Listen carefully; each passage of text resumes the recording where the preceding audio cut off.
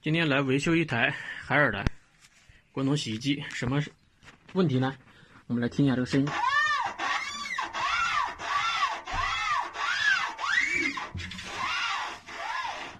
三脚架没有断，也不是减震的问题啊，因为这样动的话根本就跟减震没有任何关系，也不是磨前门圈。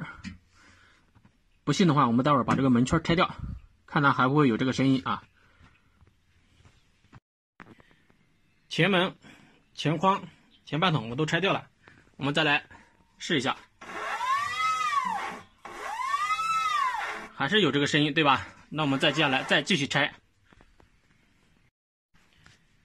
好了，现在经过我们维修，修好了，没有声音了。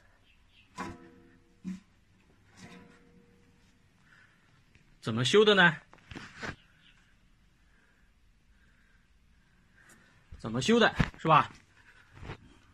技术要花钱的，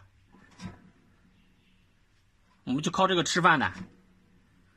你上来就问怎么修的，怎么修的，不要花钱学习啊！复原好了之后，我们再试一下机器，没有任何声音了啊。